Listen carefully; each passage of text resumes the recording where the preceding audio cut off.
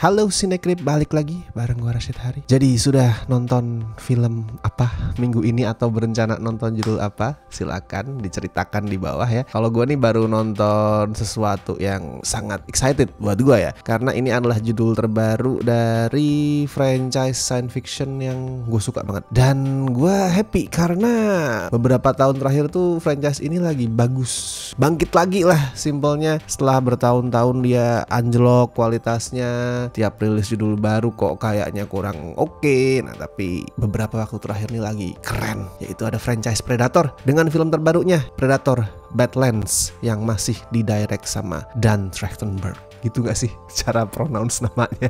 Correct me if I'm wrong ya. Dan Trachtenberg. Ya intinya thanks to Pak Dan ya. Pak Dan ini biar simple gue panggilnya. Thanks to Pak Dan, Predator ini bagus lagi. Sejak Prey waktu itu yang bisa lo tonton di Disney Plus ya. Prey itu bagus banget. Kayak bener-bener bisa nangkep esensi dari film Predator itu seperti apa, terus dimodifikasi. And then Predator Killer of Killers ya itu juga tiba-tiba rilis dan keren banget. Gak nyangka gue film Predator bisa tetap keren dalam format animasi, dan sekarang ini Predator Badlands. Nah walaupun gue bilang gue suka banget sama Predator ya, terutama yang Arnold sih, buat gue itu masih film Predator paling bagus sampai sekarang. Contoh film yang laki banget. Nah tapi ada satu masalah di Predator sebenarnya yang mungkin nggak terlalu mengganggu ya kalau ditonton sekilas. Cuman kalau beneran dipikir secara matang gitu, gue bertanya-tanya, karakter Predator itu yang sukunya itu namanya adalah Yautja, itu kan udah berkali-kali berburu tuh ke banyak planet termasuk ke bumi. Ke bumi sering banget dia datang, dan mereka datang selalu dengan persenjataan yang canggih. Bisa ngilang lah, ada pendeteksi panas, terus punya laser di pundaknya, punya meriam di tangannya, pisau lah, apalah, pedang gitu, lengkap senjatanya. Tapi somehow mereka setiap datang ke bumi selalu jadi pecundang, kalah sama manusia. Ya di Predator pertama masih agak-agak mending ya, kalahnya sama si Dutch tuh, Arnold yang keker, yang seorang militer. Cuman kemudian dia juga kalah sama polisi paruh baya, kalah juga sama cewek remaja ya dari suku Comanche yang di Prey. Padahal mereka nggak punya senjata yang sama canggihnya sama Predator. Berkali-kali si Predator yang harusnya itu jadi pemangsa malah akhirnya dimangsa. Nah yang gue suka dari Badlands adalah secara nggak langsung ya, gue bilang secara nggak langsung karena dia nggak directly mention persoalan ini, tapi dia nunjukin secara tersirat kalau emang ada satu hal yang jadi alasan kenapa Yautja itu bisa dikalahin sama manusia-manusia bumi yang nggak punya persenjataan secanggih mereka, yaitu Yautja punya harga diri yang ketinggian. Mereka tuh ngerasa bahwa gue itu apex predator puncak yang nggak bisa dikalahin, dan gue harus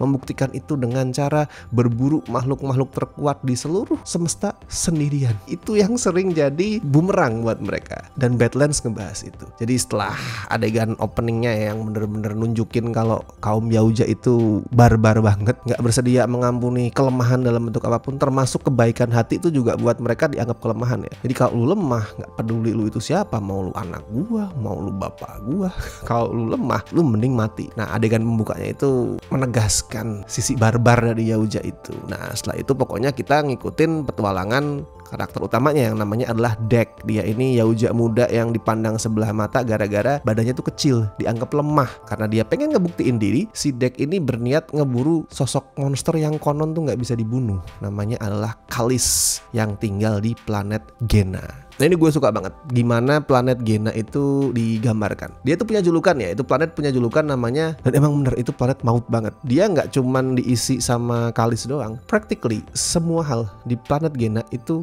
bisa ngebawa maut. Semua hal. Gue nggak cuman ngomongin ada monster ABC ya, nggak, semua hal, semua ekosistemnya itu mematikan. Ada rumput setajam silet lah, ada serangga yang kalau dipegang itu bisa meledak lah, ada apa sih tuh, tumbuhannya juga bisa ngelepasin banyak jarum-jarum berbisa gitu. Kayak lu jalan 1 meter aja lu akan menemukan sumber maut yang beda-beda. Dan buat gue itu bentuk kreativitas dari naskahnya ya. Soalnya kan settingnya tetap sama tuh kayak most of film Predator, di tengah hutan. Tapi sekarang yang jadi korban, yang jadi prey, yang jadi mangsa itu kan adalah sesosok predator dari Yautja. Masa iya sih settingnya hutan yang sama kayak pada saat manusia yang jadi buruan? Kan harus dibedain. Makanya pas di saat yang jadi setting adalah planet yang yaitu tadi semua hal di dalamnya bisa ngebunuh lu. Kenapa? Soalnya targetnya adalah Yautja yang jauh lebih kuat daripada manusia kan. Kalau manusia mah lu taruh di tengah hutan gitu aja udah mungkin kelaparan atau bisa keracunan, jatuh ke jurang atau apa. Tapi kan Yautja ini butuh lebih banyak tantangan. Nah, dan skripnya bisa ngasih tantangan itu. Tapi mungkin ya buat banyak fans garis keras yang mungkin radikal termasuknya, ngebikin Predator sebagai sasaran empuk yang pada saat jalan di tengah hutan itu harus was-was. Padahal kan biasanya dia nggak was-was tuh. Di film-film predator lain ya kalau di tengah hutan predatornya yang mengintai dari atas pohon gitu. Misalkan mereka ngilang terus ngintip gini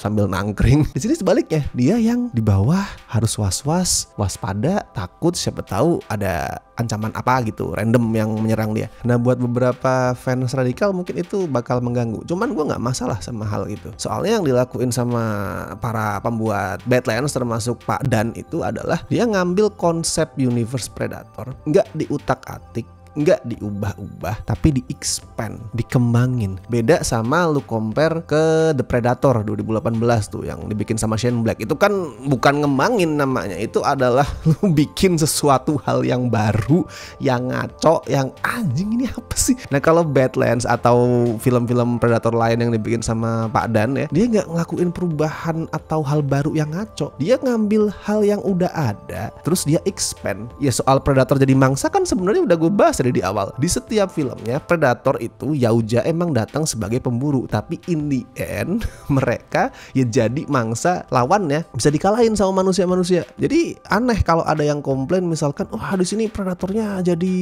korban, jadi mangsa gitu lah. Selama ini kan udah kejadian. Pak Dan itu cuman ngembangin apa yang udah ada selama ini, terus dieksplor. Termasuk soal genre ya. Kalau Predator-Predator yang sebelumnya kan sci-fi dikasih bumbu horror slasher. Kalau Badlands enggak. Dia udah nggak ada lagi rasa-rasa horror. Dia pure sci-fi adventure. Nggak ada gore, even nggak ada darah manusia yang merah gitu ya. Soalnya di sini karakternya sama sekali nggak ada manusia. Kalau nggak monster, alien, ya robot. Dan itu nggak masalah buat gua. Karena nggak yang melenceng keluar jalur. Ya selama ini emang Predator ada unsur sci-fi adventure-nya. Cuman di Badlands itu lebih ditekanin, dan overall ini film lebih light ya, lebih ringan dibanding Predator-Predator yang lain. Even komedinya juga lebih kental di sini. Bahkan gue ngerasa ya bakalan muncul banyak perbandingan sama film-film buddy komedi yang settingnya luar angkasa gitu, kayak misalkan Mandalorian. Nah, lu tunggu deh, lu cari review di luar itu pasti banyak yang nyebut Mandalorian karena emang filmnya mirip. Predator yang biasanya adalah film soal survival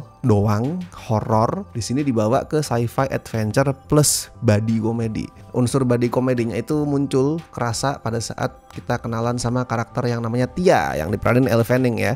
Dia ini android bikinannya Weyland Yutani. Penonton franchise Alien pasti tahu itu perusahaan apa. Dan si Tia ini terjebak juga di planet Gena dalam kondisi rusak parah. Badannya itu hilang separuh, kakinya udah nggak ada. Dan dia menawarkan bantuan ke si Dek karena dia kan punya pemahaman yang ngelotok lah soal planet Gena, soal ekosistemnya, makhluk-makhluknya. Makanya dia menawarkan untuk bekerja sama, intinya gitu. Gue suka banget sama Tia di sini. Beda dibanding androidnya Weyland Yutani yang lain, misalkan siapa sih Michael Fassbender atau yang kemarin di Alien Romulus. Si Tia nih beda, lebih ceria, dia tuh lebih lucu. Dan si Elle Fanning itu bisa melahirkan sosok android Weyland Yutani yang paling likable sepanjang sejarah. Kalau fans radikal yang radikalnya tuh terlalu bablas ya, pasti bakalan protes. Ini kenapa Predator yang sangat laki itu diubah jadi body movie? Kenapa seorang Yautja harus berduet dengan android cewek yang nggak punya kaki, terus beberapa kali ngelawak juga. Bahkan nanti ada dia punya teman perjalanan lain yang bentuknya itu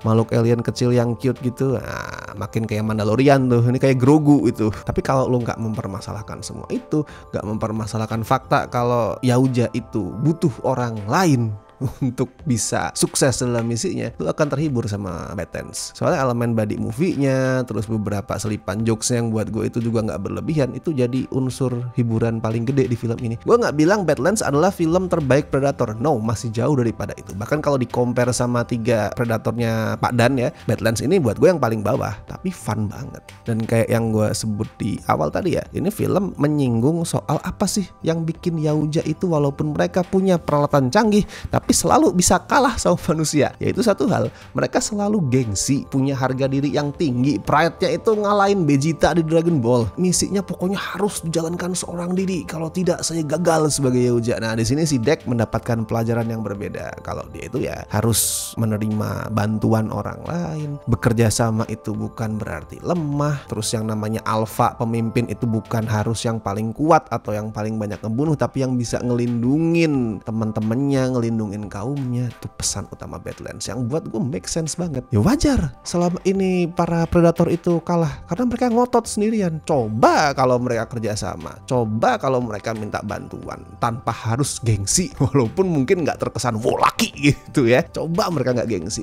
abis umat manusia dah. Sama klimaksnya juga top banget di sini, walaupun mungkin beda sama action predator yang lain ya. Kalau predator yang lain kan actionnya bener-bener terkesan, ini pertarungan hidup mati yang sangat-sangat menyeramkan. Nah di sini lebih ringan memang, tapi tetap fun banget. Yang gue suka adalah dia kreatif sama eksploratif. Soalnya di sini lu akan ngelihat si Deck itu nanti akhirnya berbalik memanfaatkan ekosistem yang tadinya itu mengancam nyawa dia itu dijadiin senjata, dijadiin keunggulan. Wah itu kreatif banget. Even nanti juga ada unsur-unsur film kaiju ya. Itu juga gue nggak expect, tiba-tiba wow ada kaiju battle di klimaksnya, itu keren. Dan yang paling penting, walaupun actionnya nggak sebrutal, nggak segahar, nggak sesadis Predator biasanya, tapi Pak Dan itu mempertahankan satu poin yang paling penting, yaitu action di Predator itu harus selalu ngutamain otak, nggak cuman otot. Itu dari film pertama udah ditunjukin sama Arnold. Kalau cuman main otot kalah dia, tapi dia pinter, pakai lumpur lah, pakai taktik militer lah. Itu poin yang sering dilupain sama orang. Anggapnya Predator itu actionnya pure soal bunuh-bunuhan, soal bacok-bacokan, soal brutal. Enggak, Predator adalah soal strategi, soal gimana lu memanfaatkan lingkungan di sekitar lu. Makanya saya suka sama Pak Dan, silahkan dilanjutkan. Dan balikin juga ya Arnold, karena kayak yang bisa dilihat di ending barunya Killer of Killers kan, diliatin kalau karakternya Arnold, si Dutch ternyata masih hidup, disimpan, dibekuin tubuhnya. Nah itu silahkan dibikin ya Pak Dan ya. Gua nggak masalah, lu mau bikin sampai 10 film juga silahkan kalau sebagus ini. Oke, untuk skor buat Predator Badlands ya gue kasih 7 lah dari 10. Karena emang tetep walaupun gue bisa menerima semua perubahan-perubahan itu, memang kayak ada yang kurang dikit sih kalau film Predator itu nggak berdarah-darah, nggak yang brutal, but it's fine. Ini adalah bentuk eksplorasi. Kalau ada yang lagi eksplorasi, selama tetap di jalur ya, nggak keluar jalur ya. Kalau misalkan ada eksplorasi dikit aja terus fans ngomong, wah ini bukan Predator yang gue kenal gitu, kapan franchise-nya berkembang, bisa mati suri lagi nanti. Jadi ya walaupun mungkin belum perfect, ada yang kerasa kurang dikit-dikit, di saat eksplorasinya itu oke, nggak keluar jalur banget, ya gue akan selalu mendukung sih. Silakan juga bagiin review lo soal Predator Badlands buat yang udah nonton, bisa di kolom komentar, bisa juga di scorefilm.com. Silakan diramaikan, dan thank you banget buat teman-teman yang masih setia join membership Cinecrip, terutama beliau-beliau berikut ini ya, dari Dear Bestie and La Familia. Thank you so much. Oke, gue Rashid Haris, sampai ketemu di review-review berikutnya.